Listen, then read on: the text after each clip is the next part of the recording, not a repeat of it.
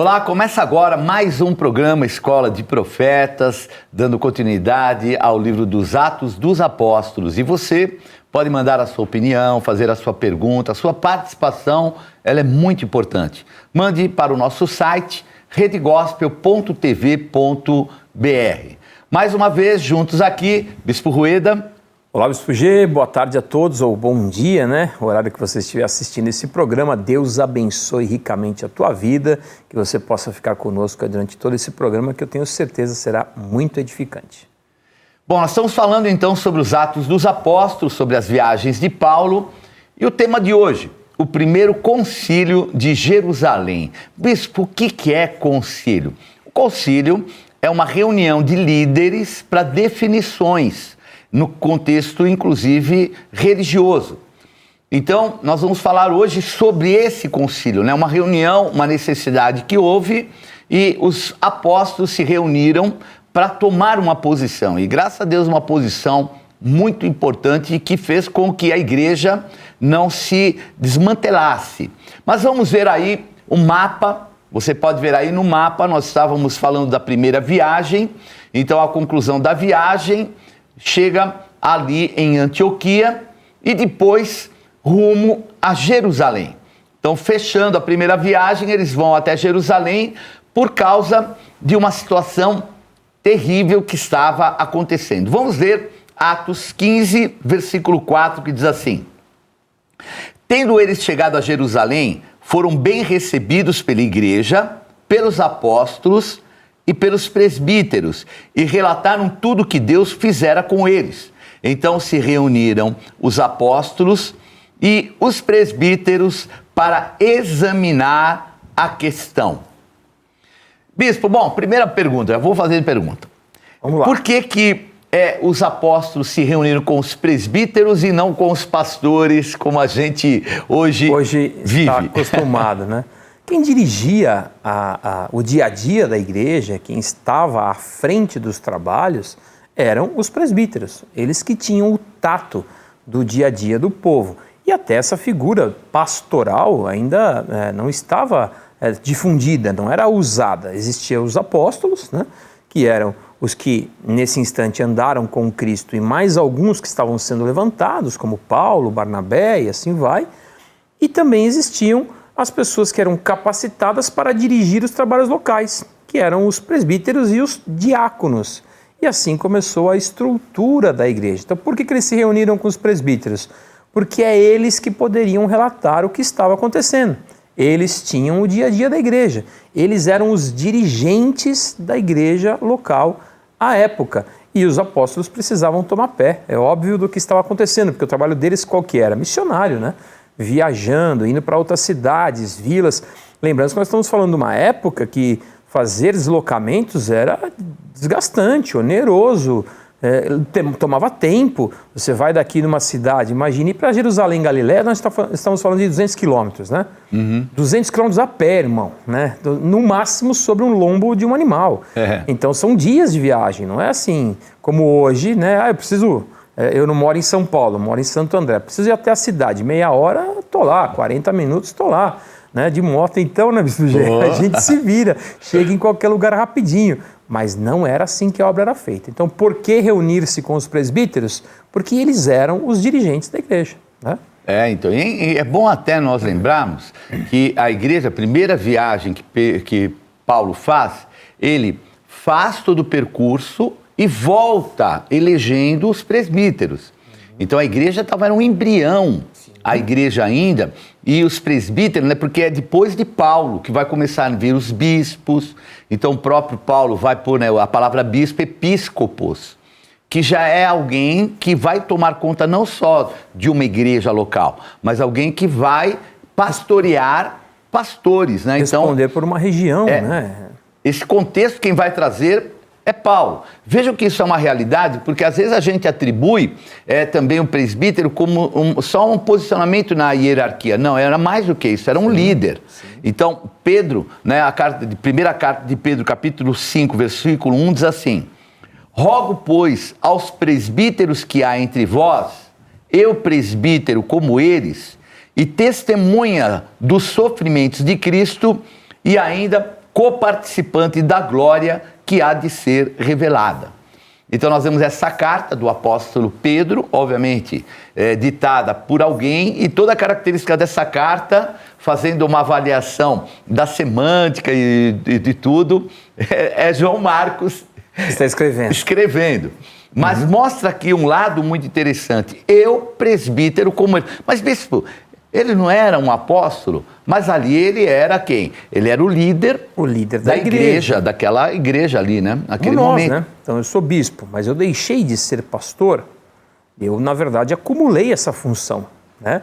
Porque a igreja que eu estou, que eu ministro, que eu estou ali no dia a dia, eu estou pastoreando as pessoas. Né? Eu estou ali, né, orando, consagrando, né, atendendo os mais variados assuntos, aconselhando. É interessante, né, porque eu acho que não exista uma função, né, agora falando assim, não só da missão espiritual, né, mas não existe uma função de trabalho que você tenha que ser tão dinâmico, eclético, tão versátil quanto o pastor. Né? É verdade. Porque o pastor tem que saber dirigir, ele tem que saber fazer contas, ele tem que ser bom de vendas, porque afinal de contas o evangelismo nada mais é do que expansão, ele tem que ser um bom conselheiro, psicólogo, tem que estar com a moral e com a cabeça boa o tempo todo. Cuidar da família bem. Cuidar bem da família. Então é muito... você é pastor, né? Deve ser legal passar o dia lendo a Bíblia, né? Então não é isso, com certeza. E o presbítero era essa pessoa chave, versátil, que precisava estar ali no dia a dia, pensar na expansão, no pastoreio, de como cuidar das pessoas.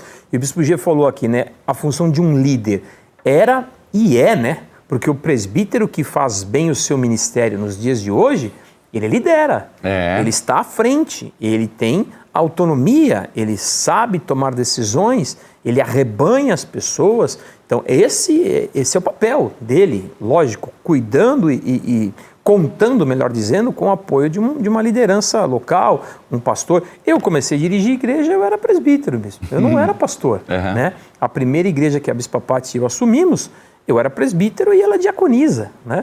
E foi... Por curiosidade, onde foi? Foi no bairro do Campanário, na cidade de Diadema. Ah, né? Diadema. A primeira cidade, o primeiro local que nós dirigimos uma igreja. Antes disso, nós tínhamos um GCD na época, né? Claro, o senhor lembra hoje, uma célula, né? Isso. A época chamava GCD, Grupo de Comunhão e Desenvolvimento, que era no bairro do Tatetos, que é um bairro 15 quilômetros depois da balsa do Riacho Grande, isso. em São Bernardo. ABCD com você é brincadeira. A gente ia lá no mato mesmo pregar, né? E Deus nos abençoava muito por isso. É um período muito, muito bom. Só tinha o Fê nessa época, né? O Fê tinha 1 aninho de idade, 1 ano e pouco. Ia no cestinho atrás, assim, né? Hoje cadeirinha, na época a gente chamava de Moisés, lembra? Colocava no banco de trás e às vezes a balsa quebrava, não conseguia nem voltar para casa. Meu Deus. Mas amava fazer a obra eles lá. já nasceram em aventura, né? Eu lembro que o Bispo Dani e a Raquel, quantas vezes eles dormiram na Rádio Nacional comigo? Meu Deus. Dormir. De ficar lá no sofá dormindo na Rádio Nacional comigo, né? Mas já foram acostumados. Mudar bom, de local, de moradia, quantas? Já esqueci endereço. Não tem como listar os endereços, né? Não dá, né? Mas a mente, quando a gente faz embaixo do envio, é maravilhoso. É, né? Isso mesmo. E o presbítero é isso, né, bispo? Esse é o trabalho do presbitério. Amém, glória a Deus. Bom, nós estamos então falando sobre a chegada em Jerusalém e a chegada com objetivo. Então, o que estava acontecendo? O apóstolo Paulo leva o evangelho. Agora, há um contingente dos chamados gentios, as outras nações, que estão se tornando cristãos. E começa uma situação meio de divisão. Então, começa algo turbulento. Então, alguns chamados judaizantes, era um grupo fervoroso, legalista, quando soube, eram cristãos, não estão deixando de ser cristãos. Sim. Quando começaram a ver que os gentios estavam vindo para a igreja, aceitando Jesus, mas viam que eles ainda tinham umas práticas meio estranhas, começaram a se revoltar. E trouxeram a informação para Jerusalém. Só lembrando que Jerusalém, naquele momento, Paulo não saiu de Jerusalém. A igreja que o apóstolo Paulo saiu e foi enviado foi Antioquia. Perfeito. Então, até aquele momento, ninguém em Jerusalém dos apóstolos conhecia Paulo. E Paulo foi o homem que começou a disseminar, a levar o evangelho.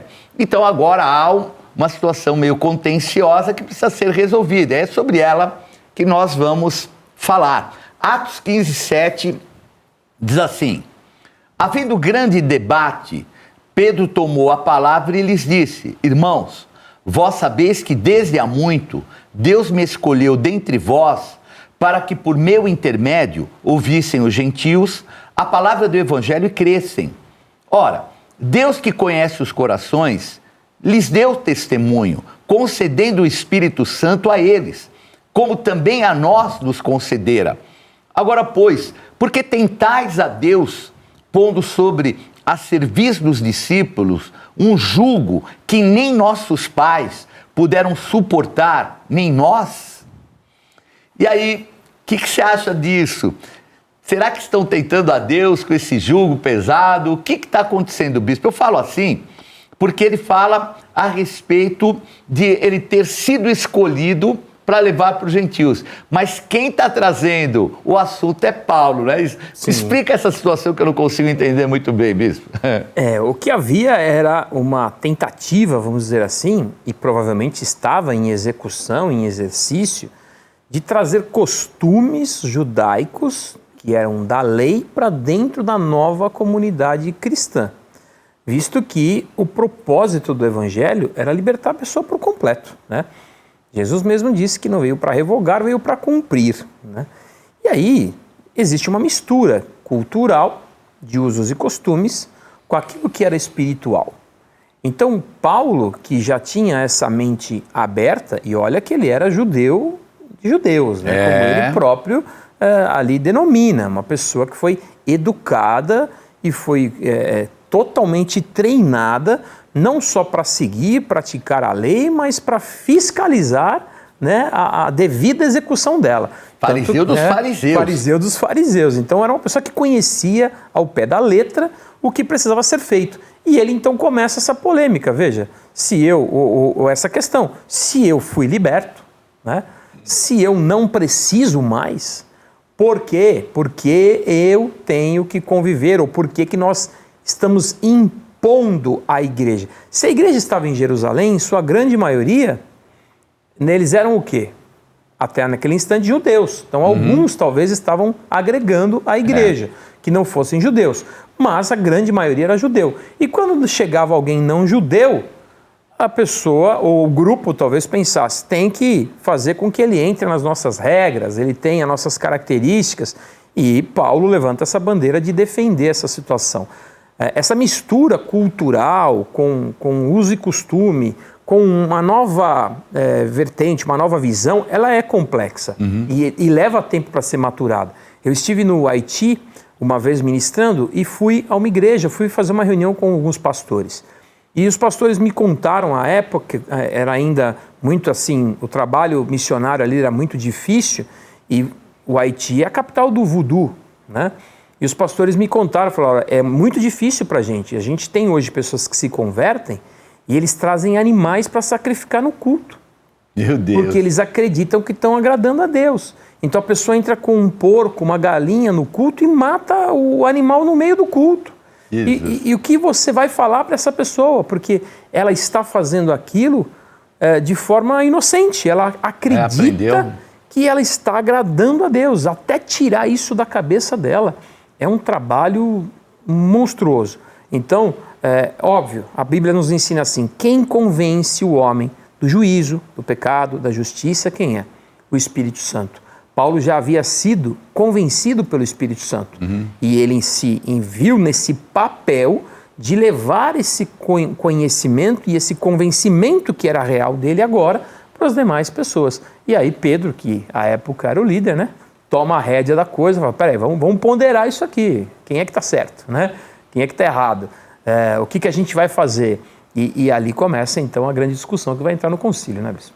Então, e interessante tudo isso, inclusive, bispo, porque Pedro, ele coloca aqui, né, nessa exposição dele, a primeira exposição já dele, ele coloca que ele foi chamado para os gentios. Sim. E o Senhor deu uma lição nele, né? Aquele lençol que descia e subia 3 vezes. Tudo é 3 vezes com Pedro, né? Não vai logo na primeira. Nega. Já na primeira, ele não adianta. E Jesus falando, mata e come. Como, Senhor? Eu nunca comi nada comum ou imundo. O que eu purifiquei, não consideres imundo. Primeiro, segundo, terceiro. E Pedro ainda querendo raciocinar sobre o que ele estava falando. De repente vai até a casa de Cornélio. Em Cesareia. O Espírito Santo é derramado sobre os gentios. Começam lá a falar em línguas, como aconteceu com os judeus. Como é que pode impedir que eles tenham acesso, entre aspas, à igreja, se já estão selados com o Espírito Santo? Eu acho que já era o maior testemunho, não dava para discutir mais, né? A pessoa tinha, pelo amor de Deus, né? Mas a cabeça meio dura, né? Porque ele entra na casa de Cornélio e ele fala, olha, você sabe que eu sou judeu, não é lícito para mim estar aqui com vocês. Imagine, ele era um membro da corte italiana, né? Uma pessoa da alta sociedade romana, sedento de Deus. Tinha acabado de se ajoelhar aos seus pés, o que poderia lhe custar a cabeça. Você imagina se um outro romano denuncia isso. Olha, eu vi o centurião se ajoelhando no pé de um galileu. Ele estaria morto, não só ele, quanto toda a sua família, porque é assim que Roma ia tratar o assunto. Mas ele ainda vira e fala, olha, eu estou aqui porque Deus mandou, tá? Então ele estava resistente. Então, como o bispo disse, 3 vezes. 3 vezes Deus mostra o lençol, 3 vezes Deus fala com ele. Ele deu a ele a oportunidade, você vê que o galo canta 3 vezes. Ele 3 vezes tem que dizer ali, Jesus, eu te amo, Senhor, eu sabe que eu te amo, o Senhor sabe todas as coisas. Então, ele havia sido escolhido, mas a dureza do seu coração talvez não permitiu que ele continuasse, né? Essa missão que Deus havia dado para ele, e por isso Paulo foi levantado, né? Porque é óbvio, Deus vai ficar insistindo, né, naquilo que o homem não quer viver.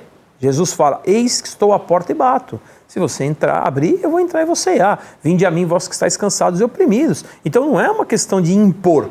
O Senhor o chamou para uma missão, e ele, naquele instante, parece que não estava conseguindo entender a missão. E aqui entra um debate que, por tudo que ele já tinha visto, recebido e vivenciado, estava mais do que na hora dele dizer, tira tudo isso do povo, não tem que circuncidar ninguém, esquece esses usos e costumes, a gente vai comer o que a gente achar por bem que tem que comer, né? A não ser que vai escandalizar algum irmão, tal, porque o próprio Paulo, ele defende isso, né?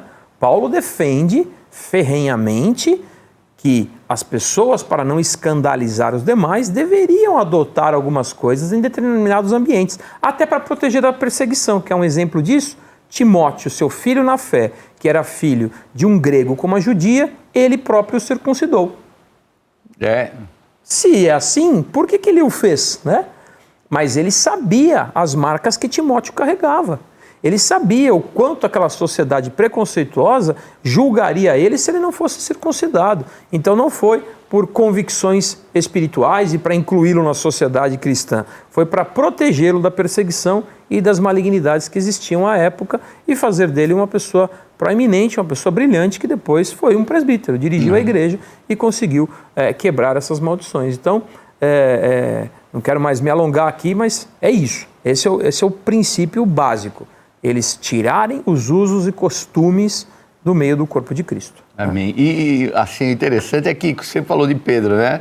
Acho que precisava de uma 4ª vez, porque depois, você não sei se é Gálatas, a carta aos Gálatas, que Pedro fala, Paulo fala, que ele se tornou inconveniente. Ele falou, precisei chamar a atenção de Pedro.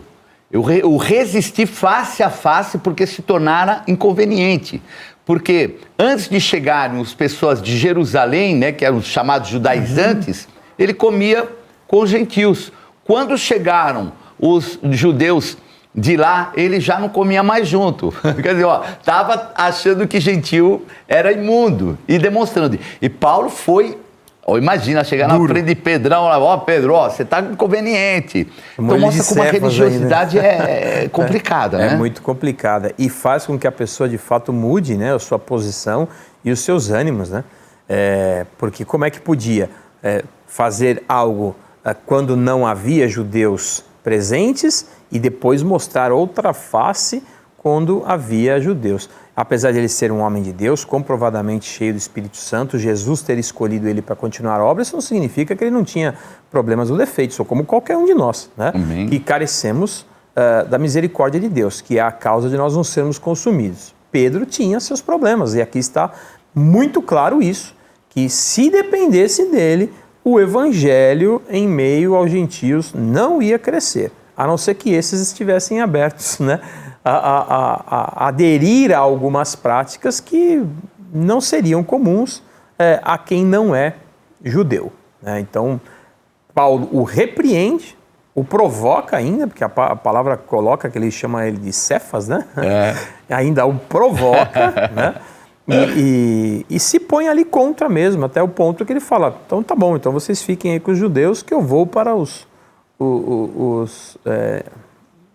não-judeus, né, de todos os tipos de povos, e aí saem para suas viagens e tudo mais, a coisa evolui dessa maneira. E Paulo era tão consciente, né, do chamado dele, que ele até fala uma vez, quando o Senhor Jesus me chamou, eu não consultei carne e sangue, quer dizer, ele não foi lá ver se ele poderia ou não, ele saiu já levando o evangelho, mas ao mesmo tempo, depois dessa viagem, ele vai e fala que ele dá a destra da comunhão e que Pedro o recebe bem. E é esse o momento, né?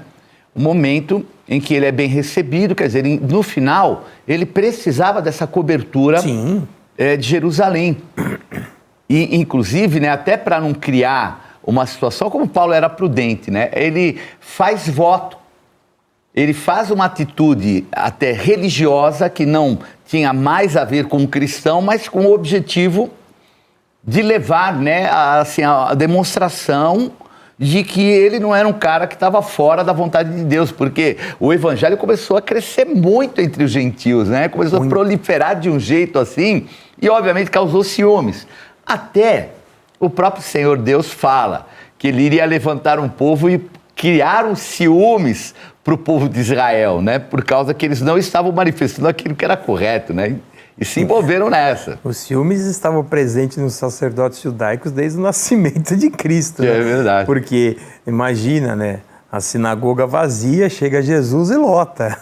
Como é que fica, né? Não conseguiam viver a manifestação do Espírito Santo e, de repente, isso começa a acontecer em larga escala. Então, esses ciúmes, né? Não é apenas pelo fato de deixar de ser o Deus dos judeus, mas é o Deus dos homens, dos viventes, de todo aquele que confessa o seu nome, né? Não existia mais essa ligação apenas a um povo, mas à criação, porque Deus, ele criou o homem, ele não criou um povo, ele criou o homem, né? Eu estou fazendo uma jornada bíblica, lendo a Bíblia toda no YouTube, quem quiser participar está lá no meu canal, todo dia, 15 minutos, em um ano você lê a Bíblia, né? E a gente estava, né, no livro de Gênesis, Deus criou quem? Criou o homem. Né? Você foi criado por Deus, então todos os povos foram assim criados por Deus, muito antes desse conceito do povo A, povo B, Deus A, Deus B. Ele diz assim para Moisés, diga que o eu sou te enviou. Quem é ele? Ele é a força, ele é o poder, ele é a energia, ele é o alfa e o ômega. Então ele achou por bem, em seu Filho Jesus Cristo, tornar todos que não eram, claro, judeus, né, serem participantes das promessas que ele deu a um determinado povo, que em um determinado intervalo de tempo dedicou-se mais a servi-lo e a amá-lo e a segui-lo. Então você decidiu servir, amar e servir a Deus, ele vai te abençoar, ele vai te incluir nesse ambiente. E Paulo havia entendido isso muito bem, né? O Senhor Jesus veio para incluir a todos. E os ciúmes veio por causa da falta de exclusividade, né? Quando você é exclusivo e de repente entra alguém no ambiente, você fala, opa, né? O que aconteceu aqui? Quem nasceu agora? Que negócio é esse? Meu lugar? Tá tirando meu espaço, ofuscando meu brilho. Mas é uma realidade, né? E aquele momento, né, que fala de não pôr um jugo pesado sobre eles, aí começa um burburinho lá no meio do pessoal. E aí Atos 15:12 diz assim: e toda a multidão silenciou, passando a ouvir a Barnabé e a Paulo, que contavam quantos sinais e prodígios Deus fizera por meio deles entre os gentios. Bom, bispo, os prodígios são uma confirmação da vontade de Deus estar se manifestando? Qual a sua opinião sobre isso? Sim e não. Ah. Porque, veja, né, frutos precisam e devem estar presentes na vida de quem serve a Deus. Os sinais hão de acompanhar os que creem. Amém. Marcos 16. Né? Porém, a Bíblia também registra que Satanás tem os seus sinais, tem os seus prodígios. Se necessário for, ele se transforma em anjo de luz para enganar os eleitos. Então, nós precisamos tomar muito cuidado e discernir os prodígios, os sinais que acontecem. E não é apenas uma manifestação de um milagre que vai avalizar se a pessoa anda ou não com Deus. Porque milagres acontecem. Eu já vi milagre acontecer com gente que nunca entrou na igreja. Não é? Eu fui curado de uma bronquite severa, uma vez minha mãe fazendo uma simpatia quando eu era criança. E aí? E o que eu vou dizer para minha mãe? O que eu vou dizer para mim mesmo? Eu sei o que eu sofria. E eu sei o que aconteceu após ela ter feito aquilo. Então, Deus é aquele que opera tudo em todos. Uma coisa é, pela misericórdia dele, um milagre se manifestar. Porque a pessoa, talvez, na sua sinceridade, no seu desespero, na sua busca e até na sua fé, Cristo diversas vezes na palavra ele cita assim: vai que a tua fé te salvou. Pessoas que ainda não haviam se relacionado com ele e nem às vezes judeu era, né? Mas ela tinha ali uma manifestação de fé que a misericórdia de Deus alcançava aquela pessoa e aquele problema era resolvido. Então, andar com Deus não é apenas ver um milagre, um sinal, mas é você ter uma convivência, uma prática, uma aliança, é um conjunto completo, não é? Então, eu sou casado, a minha esposa, eu amo a minha esposa, ela me ama, nós temos 4 filhos, estamos há 28 anos juntos, né? Não é porque eu dou beijo nela ou porque um dia eu levo flores que eu sou marido. Existe um conjunto de coisas que faço, né? O respeito, a caminhada, a cobertura, o incentivo um ao outro. O casamento só para de pé se todo o conjunto andar bem. Às vezes tem um problema ou outro, como qualquer relacionamento. Então, relacionar-se com Deus é um conjunto. Não é? Manifestou um milagre, olha, esse homem é de Deus. Não sei, vamos verificar a fonte. Vamos ver como é que ele tem a sua vida, se confere o que ele fala com aquilo que ele prega, ou com aquilo que ele vive. Um milagre pode ser até de Deus. Pode ser até de Deus. A pessoa não. Então, sinais não evidenciam por si só que é Deus, na minha opinião, que é Deus presente. O Deus pode ter feito, mas eu preciso...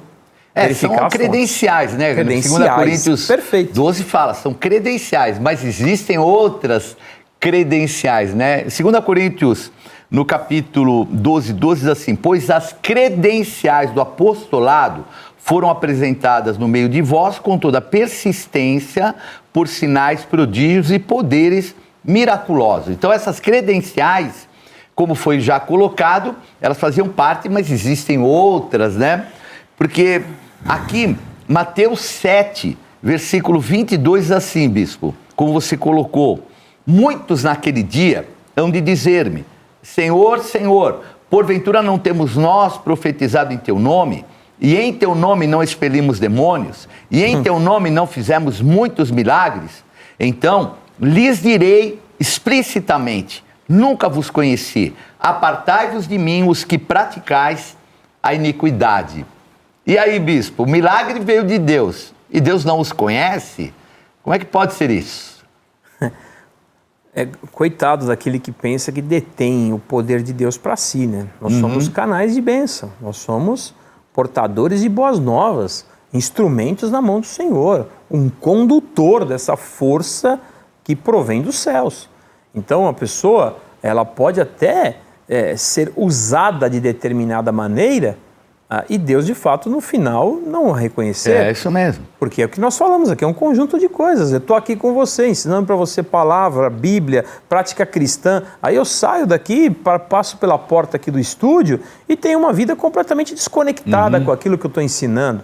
Isso é TV, né? Então, quem garante para você que a minha vida é assim? Entende? Então, Deus vê todo. Então, não é um quadro, né, que de determinado momento que eu posso até estar encenando. No mundo espiritual não é encenação, porque Deus, antes que a palavra chegue à minha boca, Ele a conhece. Quando o Senhor Jesus, porque essas palavras são do Senhor Jesus, Mateus 7, é Cristo falando, que vai chegar uma hora que a pessoa vai dizer, mas eu curei, você está falando bem, você achou que era você que estava fazendo, né? Mas sou eu quem fiz, né? Eu só te usei como eu poderia usar até a mula, né? E é muito importante porque tem pessoas muitas vezes que atribuem um passado ao seu tempo presente. E a gente precisa permanecer na fé, né? Porque tem esse lado também. Porque a gente vê muitas pessoas que vivem de um passado e não é bem assim. Nós temos que sempre estar renovados no Espírito Santo e continuando a fazer a obra do Senhor, né? Uma outra coisa que a gente vê, porque tem pessoas que vivem de um passado. E não adianta, porque depois, mas eu fiz isso. O exemplo principal, né, bispo, a gente vê, eram 70 que caminharam junto com os 12. Os 12, mais 70 saíram, expulsaram o demônio, curaram no nome de Jesus, vieram alegres. Fizemos. E Jesus foi claro para eles, não fiquem alegres não, porque vocês fizeram tudo isso. Fiquem alegres, do nome de vocês está arrolado nos céus. Quer dizer, mantenha no céu o teu nome, porque o poder não é de vocês, é meu, mas se vocês estiverem se mantendo firmes, santidade, compromisso, não fazendo iniquidade, mas o que aconteceu? Aqueles 70, infelizmente, se afastaram no momento da luta, da dificuldade, né? Numa linguagem mais casual, né? Que Jesus não usaria, baixa tua bola aí. É, isso aí. Baixa sua bola aí, porque olha... E muitos saem, né? Pulam no barco na hora difícil, né? Pois é. E aí a hora que chega a dificuldade, o aperto, a necessidade... Eu estava outro dia junto com o Bispo Ricardo ministrando uma pessoa e eu disse para ele, né? O que seria da sua vida e do seu ministério se o Senhor fizesse o que fez com Ezequiel, né? Chegou para Ezequiel e falou assim, eu vou tomar a delícia dos seus olhos. E no dia seguinte a esposa dele morreu e ele não podia nem prantear, né? Essa indignação teria o poder de te parar? E eu estava ministrando os pastores sobre isso, né? Então, o quanto a indignação pode nos parar. Esses 70 homens se indignaram só com uma pregação, um discurso. Jesus dizendo para eles, olha, se não tomar do meu sangue, não beber do meu sangue, não comer da minha carne, não é digno de mim, né? Se não largar pai, mãe, tá, meu Deus do céu, esse discurso é muito duro, né? Eu não vou ficar com isso, eu não tenho como seguir. 70, a maioria vai embora, fica 12. Né? A gente está falando da grande maioria ter ido embora, não ter suportado. Será que esse número não se repete hoje em dia? Não é diferente hoje em dia? Jesus dizendo assim, olha, quem não tomar sua cruz e vir após a mim, né? Quem quiser vir comigo, tome sua cruz e siga-me. Então, nós temos um preço a ser pago. Andar com Deus é um conjunto de fatores. Isso estava presente, claro, na igreja, e todas essas discussões vinham à tona. Eles precisavam ter, naquele instante, uma nova roupagem, modelagem. A igreja estava começando, mas quando é que a igreja não está começando? Né? Porque ela começa sempre dentro de cada um de nós. Tem um dia que a igreja começou na minha vida. Né? Então agora, em 2020, né, eu me converti em 97. A igreja começou na minha vida. Então eu estava na igreja primitiva nos primeiros dias do meu nascimento de fé, porque é assim que a palavra denomina, que a gente tem o primeiro amor, que a gente precisa nascer de novo. Então a igreja está começando todo dia. Hoje, que uma pessoa vai se converter no culto, a igreja está começando na vida daquela pessoa. Ele é a nova igreja. Né? Amém. Ele precisa se moldar. Amém. Glória a Deus. Bom, vamos encerrando porque na próxima aula vamos dar continuidade nesse assunto que é muito importante, que é o concílio em Jerusalém. Eu espero você na Renascer Jardins, Avenida Brigadeiro Faria Lima, número 1912. Te aguardo lá. Bispo Rueda. Eu estarei na Renascer Santo André, na General Glicério 412, no centro de Santo André. Se puder, quero aproveitar aqui para lhe fazer um convite. Eu estou lendo a Bíblia todos os dias por 15 minutos. Isso pode transformar a sua vida. Então, no meu canal de YouTube, quem quiser me visita no Instagram, tá aí no GC, tem o meu Instagram, BP Rueda, e lá na bio tem tudo. É só entrar lá que tem tudo lá. Valeu, valeu. Tchau, tchau.